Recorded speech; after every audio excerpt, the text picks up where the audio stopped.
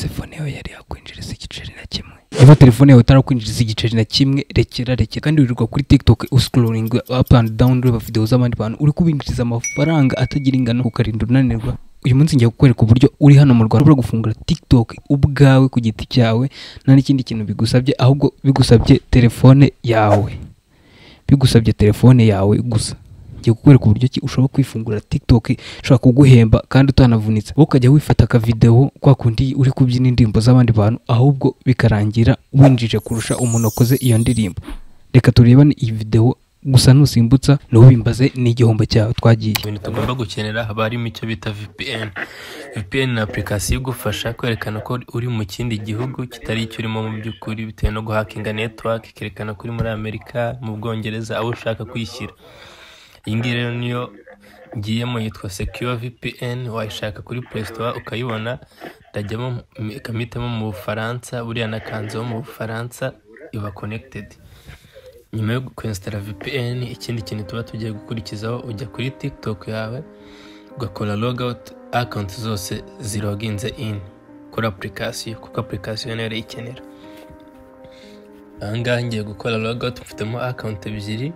Nakora logout muri account zanjye zose uko ari ebyiri mfite kuri TikTok yanjye. Iyo ni ya mbere.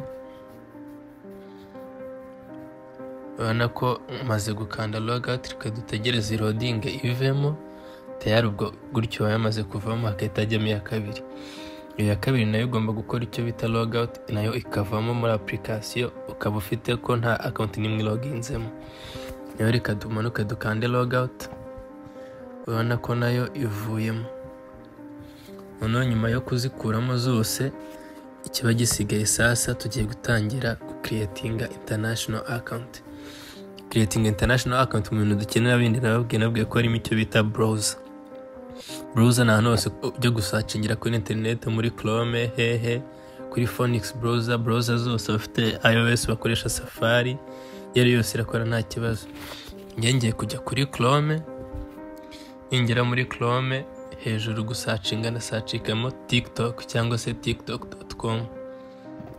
Maze gusacingamo TikTok, bahita kujyana kuri TikTok ariko ya web, ya TikTok nyine itari application. Ukagera muri yo TikTok, tutegereze loading.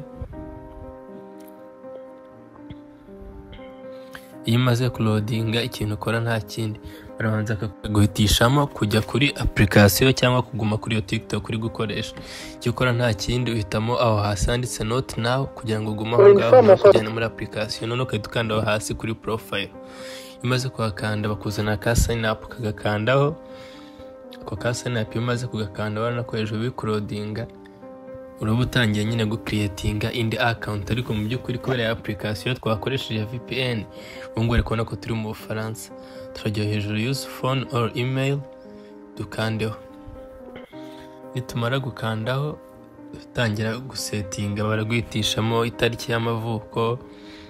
Biba byiza uhisemo itariki ku buryo ufite imyaka 18 kugira ngo atazagira feature n'imwe ya TikTok ubutemerewe.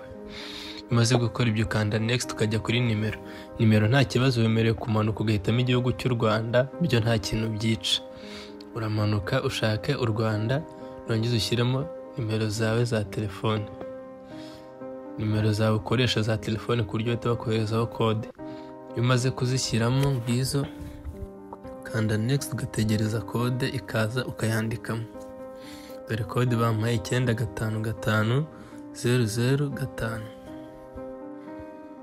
Tugategereza iyo code imaze kujyamo, bahita baguha gukreya password. Ntabwo bigoye rwose, ucreatinga password ikomeye ukurikije ibyo baba bari kubwira hasi. Umara kuyicreatinga ukanda iyo next. Imaze gukanda next, kiba gisigaye no guhitamo username, ubundi account ikaba byarangiye. Ubwo urahitamo username yemewe, uri busange nta wundi muntu wayikoresheje. Iyo username itari gukunda, hari hasi hasa umutuku, ariko iyo bayemeye, ibara ryo hasi ry'umutuku rirahinduka hakazaho icyatsi, cyangwa nagira ikintu cyizaho nk'uko muri kubibona. Ubwo username iba iri available wayikoresha. Noneho iyo bigenze gutyo, uhitamo username wifuza. Nk'indi gukora ni umuntu ndi gukorera, wansabye ubufasha, ubikeneye wese yambwira nkamufasha. warangiza wamara kubikora ugakanda kuri sign up umaze kumuhitiramo username cyangwa kwihitiramo username we ushaka gukoresha. You can sign up tayari login success. Ubungu biba byarangiye account yawe wayicreatinze nta kiba gisigaye. Ikintu ukurikizaho rero kugira ngo mbereke ko byakunze, tugiye kugenda dukore login muri application ya TikTok kugira ngo koko mubone ko international account koko yakunze twayicreatinze byarangiye. Nta gisigaye turya muri application ujya ngo kuri add existing account cyangwa kuri login ukandeho ushyiremo nimero cyangwa ukoreshe email cyangwa username bitewe n'icyo ushaka. Reka twebwe dukoreshe username. Ahangaha twandikamo username twakoresheje the map official.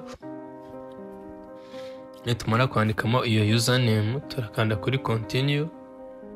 Aho hasi dushyiramo password uba wacreatinze mu kanya uri gucreate account yawe. Imaze gushyiramo rero iyo password uhituzaho hasi handitse login ugakandaho ugakurikiza amabwiriza.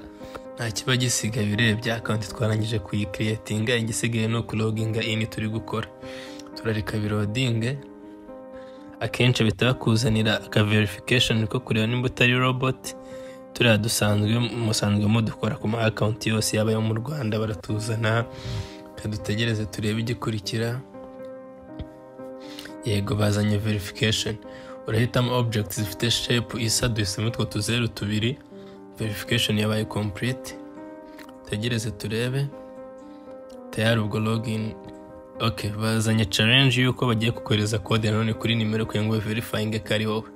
Code barayohereza ukayandikamo. Uyituyire impamvu utari kwibana kuri screen bari kohereza ku gafone gato kandi ndi gukoresha, niyo mpamvu. Ukandikamo iyo code. Amara kwandikamo code none ubu ngubu turebe igisigaye.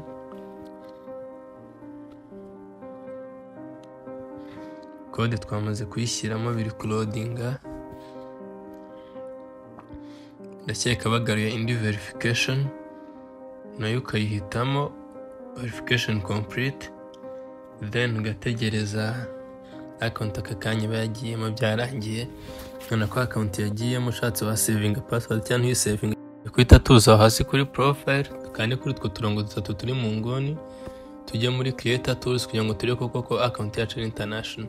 Tumara kujya muri creator tools babona kuri tools za monetization zose ziriho work with artist, creator reward program, video gifts, creator marketplace, wanda ko zose zirimo international account ni gutyo bayicreate. Murakoze. Niba iyi video igufashije nyarukira muri comment wandika ijambo ngo urakoze kandi wibuke gukanda like na subscribe. Ciao ciao.